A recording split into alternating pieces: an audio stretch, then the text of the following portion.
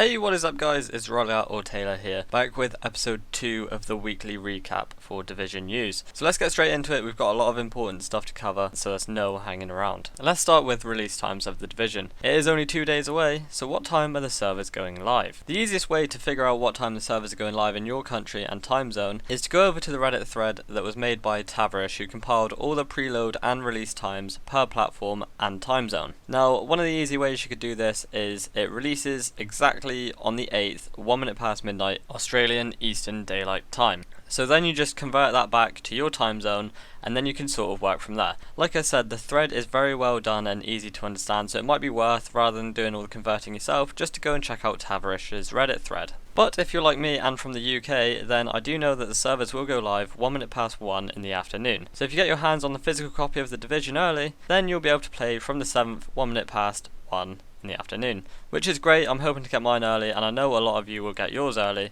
so I thought I'd throw that in there. But like I said, for other time zones it might be worth checking out the thread that I'll link below. The next bit of important news is we have all the patch notes that were completed or reworked from the open beta.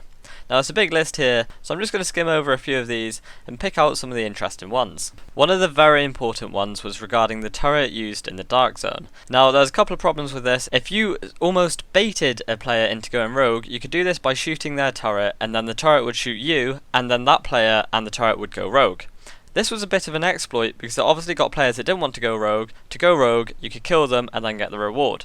So that's been fixed now, really good news. There's a lot of visual improvements as well that have gone on, such as illuminated signs now cast actual light, they didn't in the beta. They've also fixed lights that didn't cast global illumination. They've also added an outfit sets option. This could mean that the outfits you'll get with the season pass or any other sets that you got for pre-ordering the Division could mean you can quickly equip them rather than having to do each bit separately. They've also added an inspect feature to items, so now you can almost like have a look at your gun and your clothing without having to equip it and then move the character around. Now we move on to possibly the biggest and juiciest bit of news I have had to cover whilst doing these Division news videos, and that is the year 1 plan for the Division.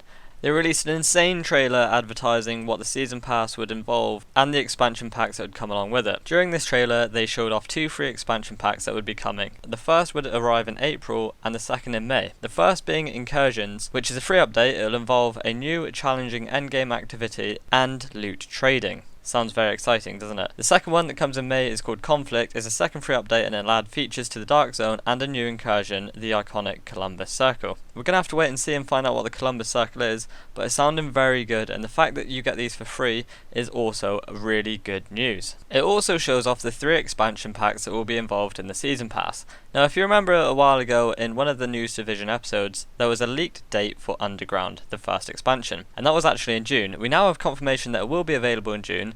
It's the first major expansion pack that lets players explore the uncharted underworld of New York City. Players will chase deadly enemies with up to 3 other agents through an endless maze of tunnels and subways. Now this sounds really cool. You can already explore some subways, but that's only a very little amount. I can't wait to be able to explore a vast underground subway system for the first time in a game like this. It's going to be a lot of fun and I can't wait until it drops. The second expansion, known as Survival, will be available in the summer. This expansion will challenge players to survive as long as possible by gathering essential supplies in a very hostile environment. Now if you remember, this one was the reported expansion that would turn the whole city of New York into the Dark Zone. Now with the information that we have about it, it still doesn't confirm whether it will or whether it won't. So we're going to have to wait for this one, but if it does turn the whole of the city into the Dark Zone, then there will be an option, I would have thought, turn it off or not play it. So you won't be forced into doing something you don't want. Now the third expansion, known as Last Stand, will arrive next winter. A new threat rises as players and their squad must prepare to defend against a relentless foe. Now this sounds like there will be another faction involved or introduced, just to give the game a bit more longevity.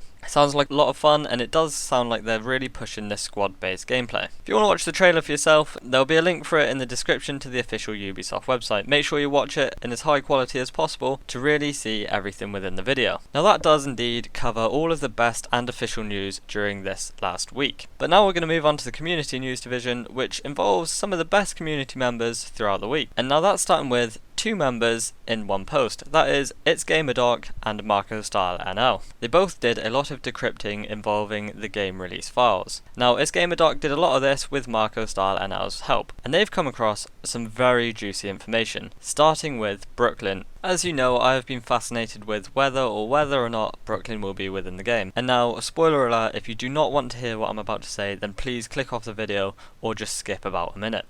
But it does seem like Brooklyn's going to be the starting place for your adventure into the Division. Now we know this by some of the mission files that were decrypted by itsgamerdoc. These will be on your screen, and as you can see, some of the missions do start you off in Brooklyn. So I guess you can now say it's confirmed that you will start in Brooklyn or visit Brooklyn some point within the game. Now I never doubted that they did get rid of Brooklyn altogether because of the amount of work and PR work they were doing involving Brooklyn. So it's good to see, or at least read, that Brooklyn's still in the game and that we're going to be able to explore it to some extent. Within this data mining session, they also came across a massive list of guns and all of the special gun names. I'm not going to show you or read how many guns there are within this game because I do feel it will spoil a lot for many of my viewers. But if you're not fussed with spoilers, then head over to the link that I'll leave in the description on Reddit, posted by itsgamerdoc. They've both done a massive amount of work and it is really interesting reading it. But I didn't read too much into it because I wanted to save a lot of it for myself when I actually play the game on the 8th of March. Another member of the community that I think deserves another honourable mention